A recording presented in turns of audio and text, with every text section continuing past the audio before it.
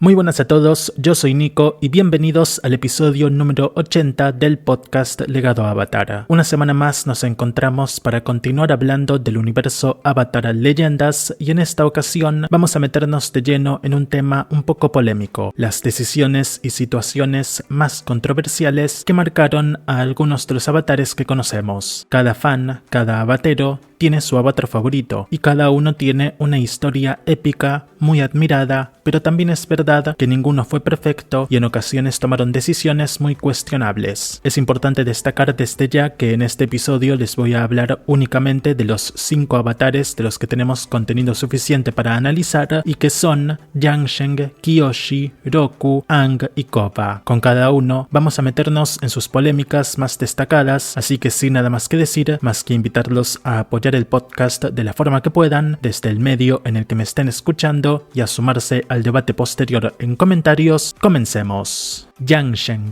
la abogada de los humanos. Y empezamos con Yansheng, el avatar nómada aire anterior a Aang. El legado de Yansheng, del que hablamos en el anterior episodio de este programa, se extendió tras su muerte en base a su gran sabiduría y su fuerte conexión con la paz y la armonía. Yansheng fue inmortalizada por la propia gente del mundo avatar como una santa, pero ¿eso significa que hizo todo bien? No. De acuerdo a algunos fans, Yansheng cometió una falla crucial, descuidó el plano espiritual del mundo avatar y por lo tanto a los espíritus. Si bien en el mundo físico para los humanos supo mantener el equilibrio político entre las 4 naciones y evitó que algunos problemas se convirtieran en conflictos de mayor alcance, parece que dejó de lado la atención a las señales y amenazas espirituales que, una generación después, y ya en la vida del avatar Kuruk, desatarían consecuencias graves. Esto abre un debate muy interesante. ¿Puede un avatar realmente considerarse exitoso si se enfoca demasiado en lo material y se olvida del lado espiritual? La dualidad cuerpo-espíritu en este mundo es una de sus bases, en especial para el avatar, que, como sabemos desde el libro Spiritus, es la fusión entre un humano y el espíritu de la luz. Años después de salida esa temporada que nos brindaría ese dato clave sobre la naturaleza de cualquier avatar, llegaron las 2 novelas de Yansheng,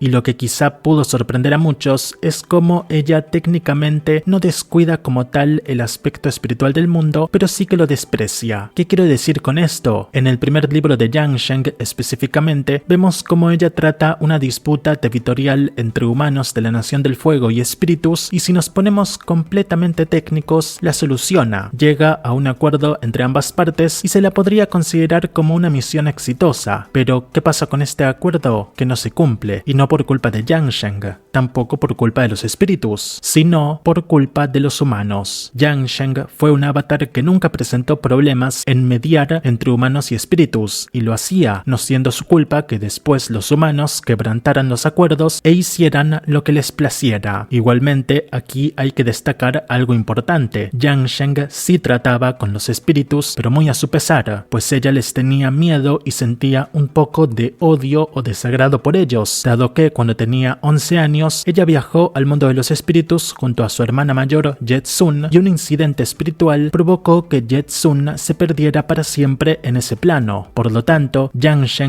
tiene un motivo muy sólido por el cual no querer estar para nada cerca de los espíritus, y sin embargo se antepone a esa negativa que le lanza su inconsciente y decide, por cuenta propia, enfrentarlos, discutir con ellos y buscar que cooperen para las causas que defiende. Aquí se podría decir que Yansheng es entonces la abogada de los humanos y que siempre se pone del lado de estos, pero creo que esta crítica puede venir más que nada de aquellos que sean mayormente pro espíritus. Los espíritus del mundo avatar, y especialmente de estas épocas tempranas como la de Yansheng o Kuruk, son demasiado mezquinos y egoístas. El caso que Yansheng enfrenta en su primer libro es prueba de ello. ¿Por qué un grupo de espíritus reclamaba con tanto fervor un espacio en el el mundo físico, si ellos tienen su propio plano donde coexistir por la eternidad? ¿Por qué no pueden dejar que los humanos tengan sus casas, sus granjas y sus vidas mortales? Obviamente, de nuevo, esto depende de qué lado te pongas. Yo personalmente coincidiría más con el lado de los humanos, pero puede que porque soy humano. Y Yang Sheng es, a fin de cuentas, humana. Tiene una parte espíritu, pero no es una parte que sea íntegramente parte de ella como tal, sino que coexiste en su interior y le da la identidad y el poder de avatar. Pero Yang Sheng es, como todos los demás avatares, un ser humano completo, con su propio pensamiento basado en sus experiencias, traumas y deseos. Podemos juzgar tanto a Yang Sheng por elegir inconscientemente más a los humanos que a los espíritus. Por poder sí se puede, pero yo al menos no lo veo tan justo, y en sus libros se ve como ella intenta mediar en verdad. No es que lo hace solo porque sí, y como dije, su odio y desagrado por los espíritus no alcanzan a nublar su juicio por completo. Si bien otros critican a Yang Sheng por su brutalidad a la hora de enfrentar a sus enemigos, esto no fue algo que llegara a causar una marca profunda en el mundo Avatar. Puede que justamente por su determinación de hacer cumplir la justicia más allá de su propia moral o de las creencias pacifistas de su pueblo, haya perdurado en el tiempo como una leyenda.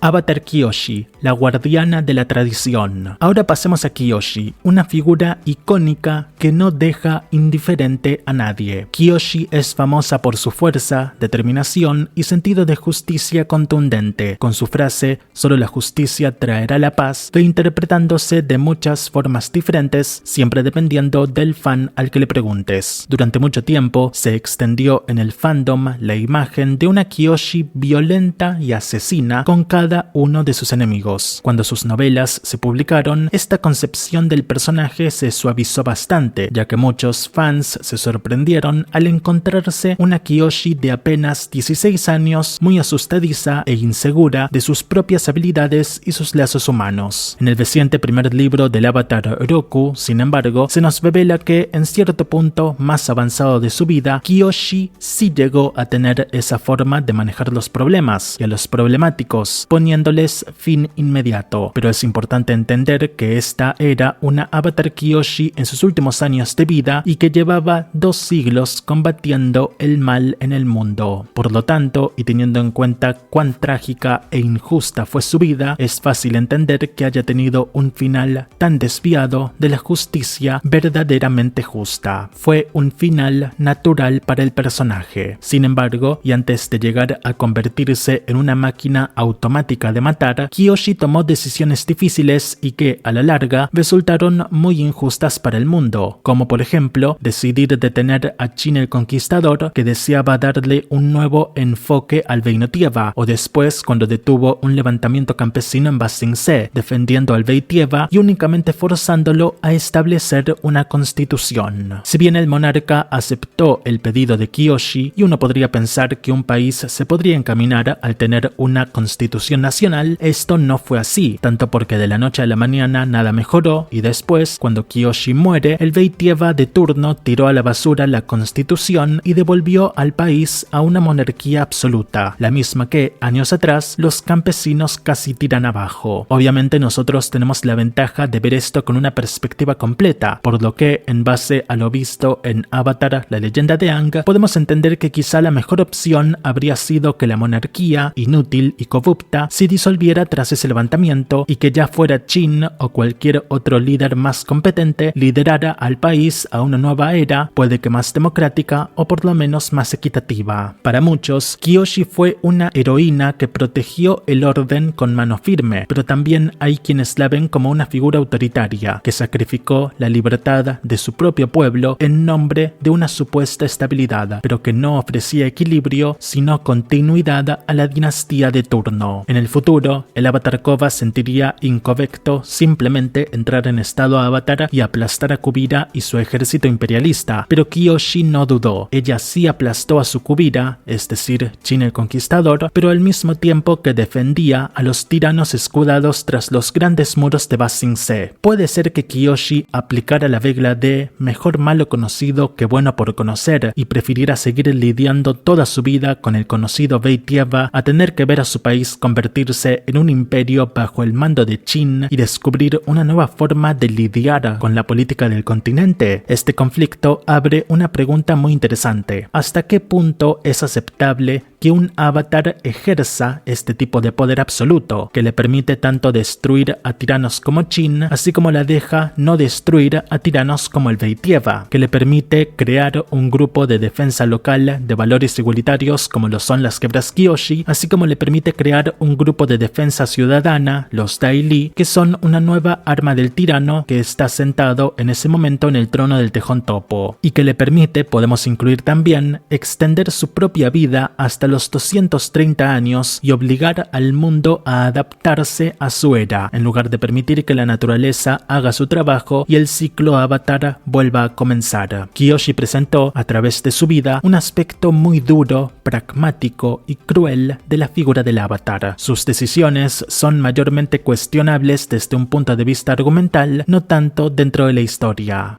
Avatar Roku, el indeciso amigo de todos. Pasamos al avatar Roku, el avatar que precedió a Aang y cuya historia es central para poder entender la Guerra de los 100 años. En él nos encontramos al opuesto exacto de Kyoshi. Así como muchos fans adoran que Kyoshi haya sido tan determinante con muchos de sus enemigos, utilizando su poder de toma de decisiones absoluto para dirigir al mundo según su visión, muchos fans detestan y le viven faltando el respeto a Roku por ser todo lo contrario, por tener una postura neutral, a menudo denominada tibia, que le impide actuar según lo que el mundo necesite de él. La decisión más controversial de Roku se basa en algo que no hizo. Él decidió perdonarle la vida a Sozin, y esto es importante porque una defensa común a su favor es que él no encontró una necesidad urgente para matar a Sozin, ni siquiera cuando destruyó su palacio y lo amenazó de muerte, pero un argumento que contrarresta esta postura es que sí, Roku no sintió que el motivo para matar a Sozin fuera lo suficientemente fuerte como para hacerlo, pero el problema aquí es que su principal motivo para no matar a Sozin era absolutamente personal, como él mismo lo dice, en nombre de su amistad. Eso significa que si hubiera sido cualquier otro enemigo, imaginemos un jefe tirano de la tribu Agua del Norte, él sí lo habría asesinado. Después de todo, no hay amistad personal ni ningún tipo de historia de por medio. Aquí es donde entra la primera novela de Roku que tuvimos en 2024 y donde vemos a un joven avatar de fuego enfrentarse al que podríamos considerar su primer gran villano, Ulo. Ulo fue el líder del clan Lambak, un clan multicultural que habitaba en secreto en una de las islas más lejanas y desconocidas del archipiélago que conforma a la Nación del Fuego. Ulo representó una seria amenaza para Roku y en el final del libro, spoiler, el joven avatar mata a este villano. ¿Y para defender a quién Roku mató a Ulo? A Sozin. Entonces, Roku no solo nunca pretendió matar a Sozin, sino que llegó a expresar, en esta primera de dos novelas, que por Sozin hasta mataría. Más allá de que Ulo fuera un mal tipo, aunque bueno, se podría entrar en un debate de si realmente era malo o solo un extremista en sus creencias y en lo que defendía a su pueblo. Yo personalmente elijo creer eso, y para mí el verdadero villano del primer libro de Roku es Sozin, por cuestiones aparte que ahora no son importantes de mencionar. Sin embargo,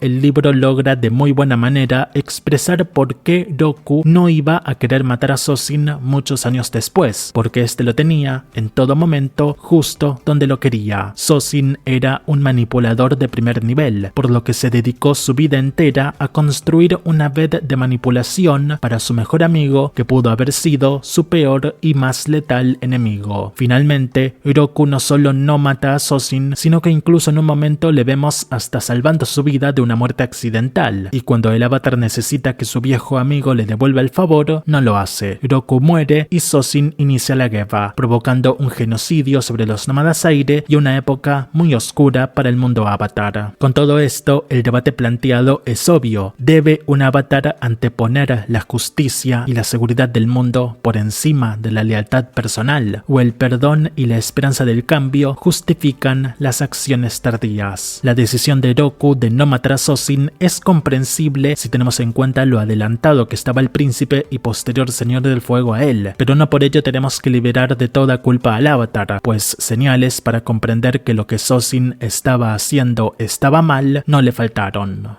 Avatar Aang, el descuido de la sobrecarga. Llegamos a Aang, el avatar más querido por una notable mayoría del fandom, aunque eso no lo exime de sus propias polémicas. Una de las polémicas que más ha desatado Aang en los últimos años tiene que ver con el gran dilema que afronta en el final de su serie animada. Personalmente, destaco que esta queja y crítica es específicamente de los últimos años, porque me imagino que después de que Avatar llegara a Netflix y se volviera tan popular, muchos nuevos fans surgieron apenas en esta década, que traen consigo formas nuevas de ver las cosas. Yo al menos nunca había visto a tantos fans y tan constantemente criticar cómo en el final de la serie Aang busca en todo momento evitar matar a su enemigo, el Señor del Fuego, acusándolo de cobarde, egoísta e inmaduro. Imagino que aquí tendrá mucho que ver el hecho de que estos fans han conocido y visto las problemáticas de Aang por primera vez ya siendo jóvenes adultos o incluso mayores, por lo que sus mentalidades ya son más maduras y están más acostumbradas al mundo en el que vivimos, donde a veces el uso de la violencia y la imposición sobre el otro, específicamente sobre aquel que no piensa como uno, es un camino que se siente obvio a elegir. Pero el gran mensaje de Avatar, la leyenda de Aang, no solo en su final, sino desde el principio, cuando Bumi nos habla de mantener la mente abierta a las posibilidades, es que debemos cuestionar todas esas soluciones que lucen supuestamente tan sencillas y obvias. Por supuesto que este argumento no pretende convencer a nadie de que no tiene que pensar lo que piensa, pero me resulta curioso porque, al menos desde mi perspectiva, es una polémica muy inusual con la que atacar a Aang. Y es que con Aang, por ser el primero, por ser un niño, por ser la infancia de muchos, siempre solemos encontrar un gran proteccionismo, y esto nos lleva a su segunda gran polémica, plantada en el libro Spiritus de la leyenda de Korra, cuando sus 3 hijos nos dan a entender, en mitad de sus peleas, que Aang no fue un buen padre y que, por distintas cuestiones, descuidó a 2 de sus hijos, siendo específicamente los 2 que no nacieron siendo maestros aire. Cuando este conflicto fue introducido, sí que recuerdo bien, allá por 2013 y 2014, provocó gran disgusto en muchos fans. Muchos hoy en día siguen negándose a que esto haya sido así. Se niegan a que Aang en su adultez, y especialmente siendo padre, haya sido imperfecto y un poco injusto con 2 de sus 3 hijos, por estar prestándole demasiada atención a su último hijo, Tenzin, que sí resultó ser un maestro aire. El problema con esto es opuesto al anterior. Mientras que hay muchos fans que no pueden creer que Aang se haya negado tanto a matar a su enemigo por justamente enfrentar la serie por primera vez siendo ya adultos, hay muchos fans que no pueden aceptar que Aang haya crecido con imperfecciones por justamente haber enfrentado la serie por primera vez cuando eran niños, y manteniendo de ese entonces una imagen infantil, atenta y extremadamente cariñosa y empática de Aang. Pero, y como también pasa con Toph Beifong, los personajes crecen. Las propias personas nunca se mantienen iguales a cuando tenían 12 años. Las polémicas en torno al avatar Aang están mucho más ligadas a la percepción exterior, algo que se repetirá en su sucesora. El por qué lo podríamos explicar en que son los 2 avatares que tienen una serie animada, por lo que tuvimos muchas más oportunidades, es decir, escenas, momentos y decisiones en las que verlos reaccionar y actuar en base a todo lo que iba pasando en el mundo a su alrededor. Con los anteriores avatares, quizá algo que sucede es que, si bien hemos tenido contenido de ellos, este ha sido literario y han sido aventuras muy concretas y muy limitadas, por lo que en nosotros, los fans, se mantiene esta percepción de que avatares como Yang Sheng y Kyoshi aún son figuras legendarias con muchos secretos que no conocemos todavía, por lo que es más fácil hablar del legado que le dejaron a su mundo. Pero ya para terminar con Aang, sus polémicas también llegan para abrir un debate muy interesante. ¿Puede un avatar ser perfecto en cada cosa que hace, o los errores que comete lo humanizan y vuelven mejor?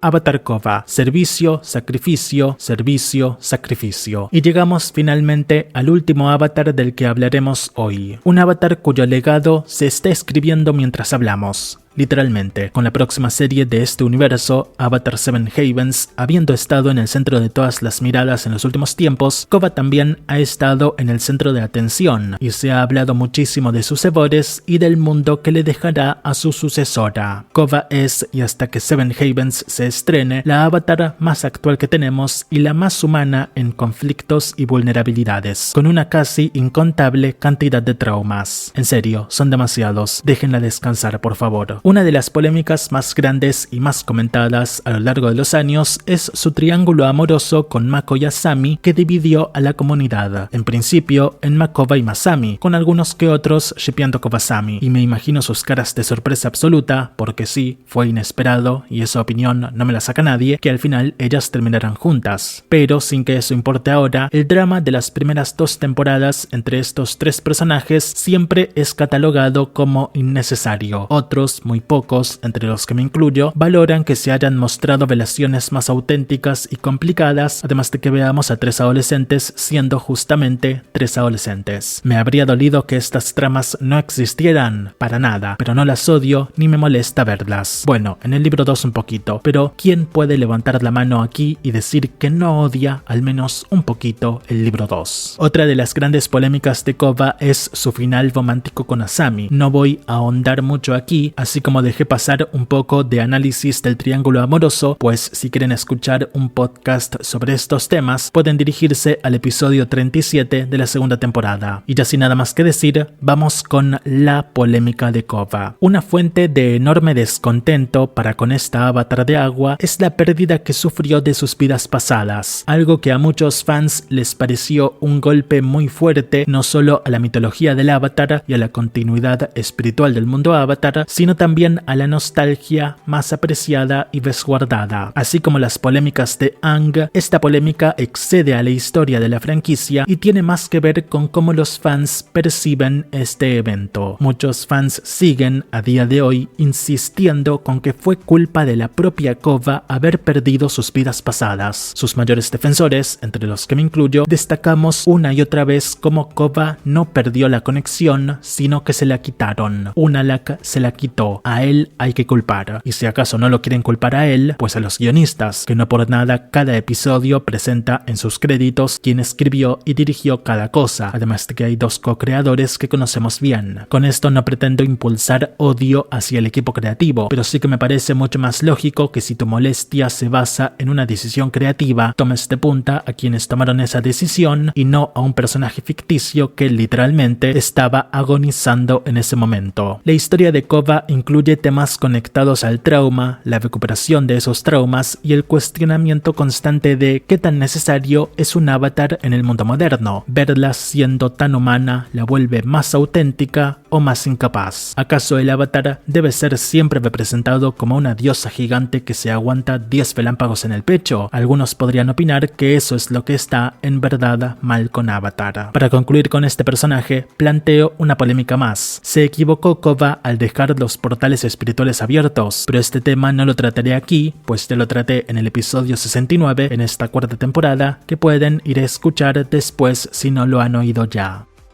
Y hasta aquí llegamos. Hemos hecho un repaso y un análisis de algunas de las decisiones y controversias más grandes que han marcado a los 5 avatares que más conocemos y de los cuales hemos aprendido más últimamente. Estos personajes, estos avatares, no son ni santos ni villanos, sino figuras muy complejas, con luces y sombras que vuelven al universo Avatar mucho más interesante porque siempre aparece algo nuevo para explorar. El concepto podría dar la impresión de que se puede desgastar y volver repetitivo y absurdo, pero al menos hasta ahora siempre han encontrado una forma, aunque sea mínima, de hacer que un avatar sea poderoso, tenga momentos legendarios y también decisiones cuestionables. Me gustaría ahora que me cuenten en los comentarios cuál de estas polémicas les parece más interesante y por qué. Si están en YouTube, los invito a suscribirse y dejar su like, y si están desde Spotify o plataformas similares, síganme y puntúen el proyecto. Gracias y hasta la próxima.